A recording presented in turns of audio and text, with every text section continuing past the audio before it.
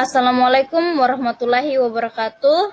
Berjumpa kembali dalam pembahasan pada saat ini, yaitu yang pertama, konsep dan urgensi identitas nasional. Identitas nasional ialah jati diri, ciri, atau penanda yang dimiliki oleh seseorang, pribadi, dan dapat pula kelompok. Pengertian nasional. Nasional dalam Kamus Besar Bahasa Indonesia, nasional berarti bersifat kebangsaan, berkenaan atau berasal dari bangsa sendiri, meliputi suatu bangsa.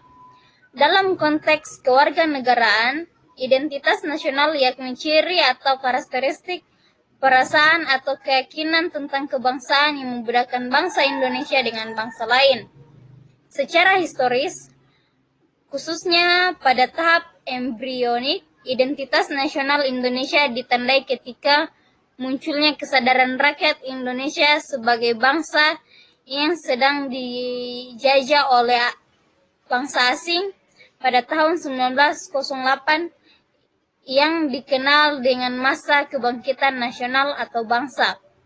Secara sosiologis, identitas nasional telah terbentuk dalam proses interaksi, komunikasi, dan persinambungan kebudayaan secara alamiah, baik melalui perjalanan menuju Indonesia merdeka maupun melalui pembentukan intensif pasca kemerdekaan. Secara politis, beberapa bentuk identitas nasional yang dapat menjadi penciri pembangun jati diri bangsa Indonesia meliputi bendera negara Sang Merah Putih, bahasa Indonesia sebagai bahasa nasional atau bahasa negara, lambang negara Garuda Pancasila, dan lagu kebangsaan Indonesia Raya. Dinamika dan tantangan identitas nasional. Dinamika adalah sebuah pergerakan atau perubahan yang terjadi pada satu hal yang menyebabkan sebuah dampak tertentu. Tantangan adalah suatu hal yang tampak diadakan akan ada dengan sendirinya yang harus disikapi. Secara historis, khususnya pada masa embrionik, identitas nasional Indonesia ditandai ketika munculnya kesadaran rakyat Indonesia sebagai bangsa yang sedang dijajah oleh bangsa asing pada tahun 1908, yang dikenal dengan masa kebangkitan nasional. Tergerak dari berdirinya Bodi Utomo, 20 Mei 1908, banyak kelompok-kelompok masyarakat merasakan hal yang sama dan mulai mendirikan perkumpulan-perkumpulan yang secara tidak langsung menunjukkan identitas nasional. Secara hukum internasional, de jure dan de facto, identitas nasional bangsa Indonesia dikukuhkan dengan Soekarno-Hatta memproklamirkan kemerdekaan bangsa Indonesia. Diawali oleh Mesir, sampai saat ini semua negara mengakui adanya NKRI. Presiden pertama Indonesia, yaitu Insinyur Soekarno, telah mengingatkan sejak masa pemerintahannya awal setelah merdeka, perjuanganku lebih mudah karena melawan penjajah. Perjuangan kalian yang akan lebih sulit karena melawan bangsa sendiri. Tantangan identitas nasional.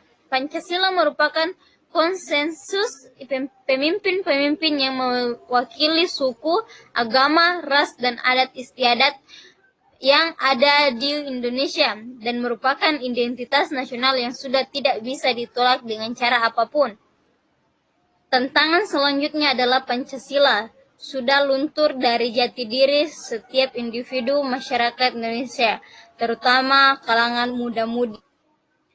Asyu Mardi Ashraf, Tilar 2007, menyatakan bahwa saat ini Pancasila sulit dan dimarginalkan di dalam semua kehidupan masyarakat Indonesia karena pertama, Pancasila dijadikan kendaraan politik, kedua, adanya liberalisme politik, dan ketiga, lahirnya desentralisasi atau otonomi daerah.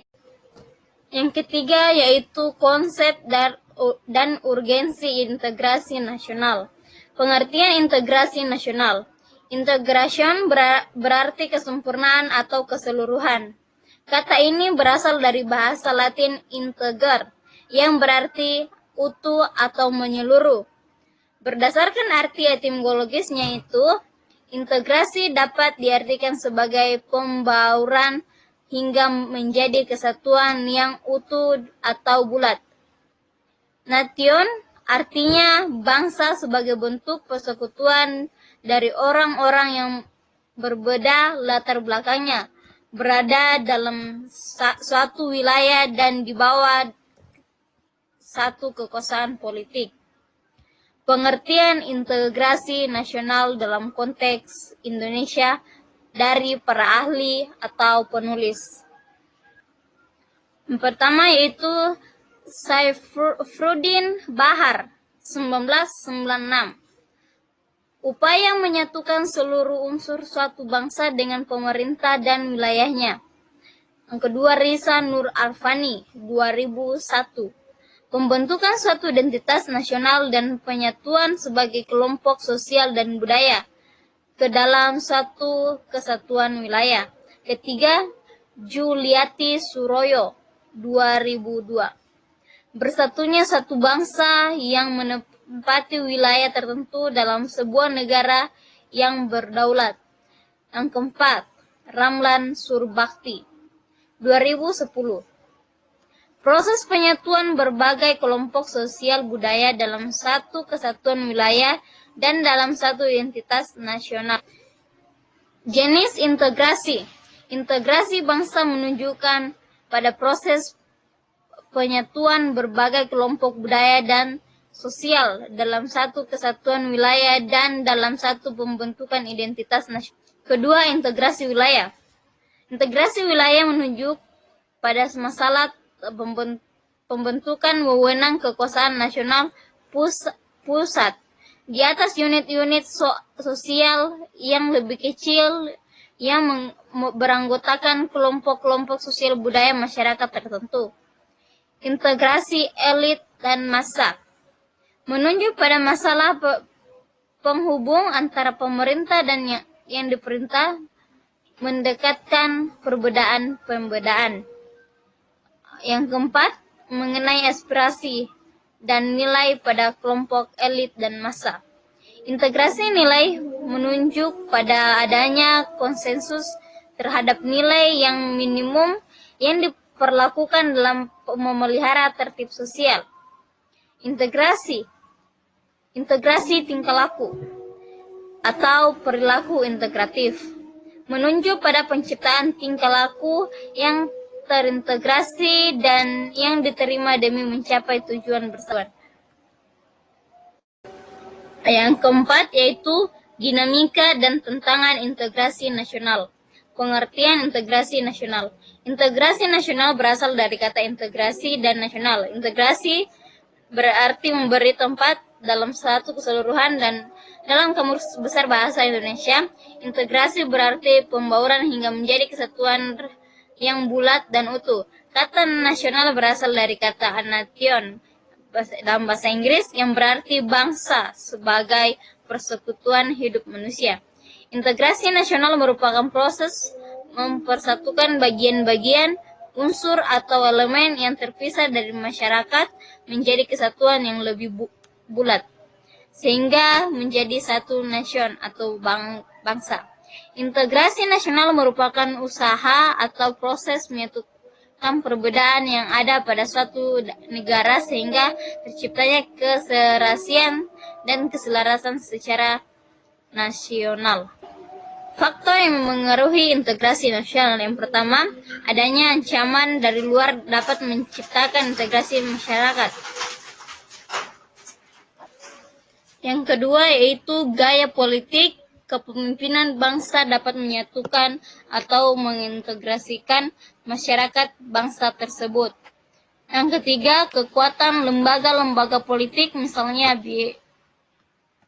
birokrasi, juga dapat menjadi sarana pemersatu masyarakat bangsa. Yang keempat, ideologi nasional dan kesempatan pembangunan ekonomi. Pentingnya integrasi nasional. Masyarakat yang terintegrasi dengan hak merupakan harapan bagi setiap negara, sebab integrasi masyarakat merupakan kondisi yang diperlukan bagi negara untuk membangun kejayaan nasional demi mencapai tujuan yang diharapkan. Integrasi bangsa diperlukan guna membangkitkan kesadaran akan identitas bersama, menguatkan identitas nasional, dan membangun persatuan bangsa. Tantangan dalam membangun integritas nasional.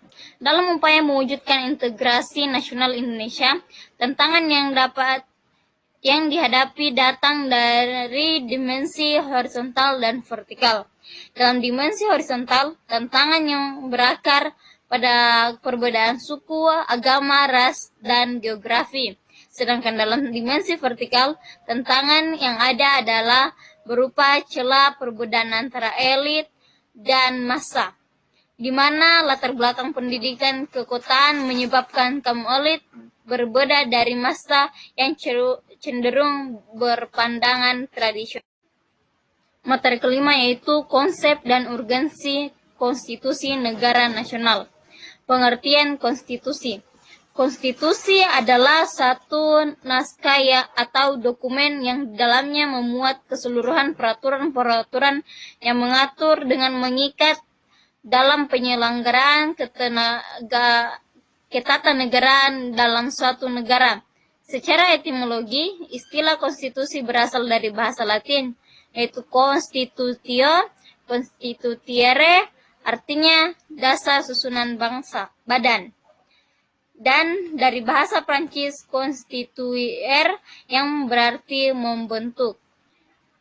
Fungsi konstitusi, yaitu yang pertama berfungsi sebagai landasan konstitusionalisme, yang kedua berfungsi sebagai membatasi kekuasaan pemerintah agar tidak terjadinya kesewenang-wenangan yang dilakukan oleh pemerintah agar hak-hak bagi warga negara terlindungi dan tersalurkan, atau konstitusionalisme.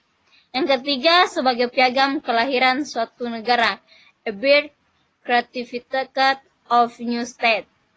Yang keempat, sebagai sumber hukum tertinggi. Yang kelima, alat yang membatasi kekuasaan. Yang keenam, itu berfungsi sebagai identitas nasional dan lambang. Yang ketujuh, yaitu sebagai pelindung hak asasi manusia kebangsaan warga suatu negara. Tujuan konstitusi. Tujuan konstitusi yaitu yang pertama membatasi atau mengendalikan kekuasaan penguasa agar dalam menjalankan kekuasaannya tidak sewenang-wenang terhadap rakyatnya. Yang kedua, memberi suatu rangka dasar hukum bagi perubahan masyarakat yang dicita-citakan. Tahap berikutnya dijadikan landasan penyelenggaraan negara menurut suatu sistem ketatanegaraan tertentu yang dijunjung tinggi oleh semua warga negaranya, menjamin hak-hak asasi warga negara. Yang ketiga, konstitusi bertujuan untuk melepaskan kontrol kekuasaan dan penguasaan diri. Yang terakhir yaitu konstitusi bertujuan memberikan batasan-batasan ketetapan bagi para penguasa dalam menjalankan kekuasaannya. Alasan perlunya konstitusi. Konstitusi diperlukan dalam kebudayaan berbangsa bernegara, yaitu agar dapat membatasi kekuasaan pemerintah atau penguasa negara. Secara umum, dapat dikatakan bahwa eksistensi konstitusi dalam suatu negara merupakan suatu keniscayaan, karena dengan adanya konstitusi akan tercipta pembatasan kekuasaan, melain pembagian wewenang dan kekuasaan dalam menjalankan negara. Selain itu, adanya konstitusi juga menjadi suatu hal sangat penting untuk menjamin hak-hak asasi warga negara, sehingga tidak terjadi penindasan dan perlakuan sewenang-wenang dari pemerintah. Materi yang keenam yaitu dinamika dan ketatanegaraan konstitusi negara. Dinamika pelaksanaan UUD 1945 sebagai konstitusi Indonesia. Yang pertama, UUD Negara Republik Indonesia 1945 masa kemerdekaan. 18 Agustus 1945 sampai dengan Agustus 1950. Dengan catatan mulai 27 Desember 1945 sampai dengan 17 Agustus hanya berlaku di wilayah Republik Indonesia. Yang kedua, Konstitusi RIS 1949 pada periode 27 Desember 1949 sampai dengan 17 Agustus 1950. Yang ketiga, UUDS 1950, 17 Agustus 1950 sampai dengan 5 Juli 1959.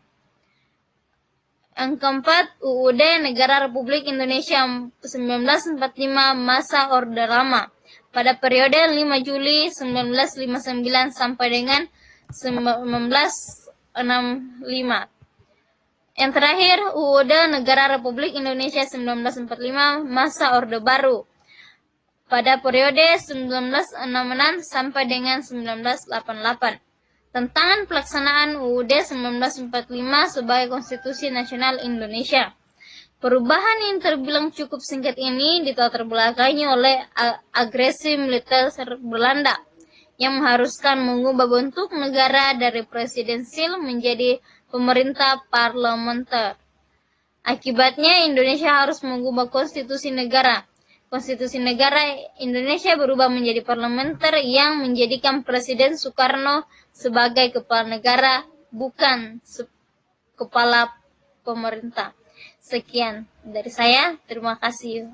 Wassalamualaikum warahmatullahi wabarakatuh.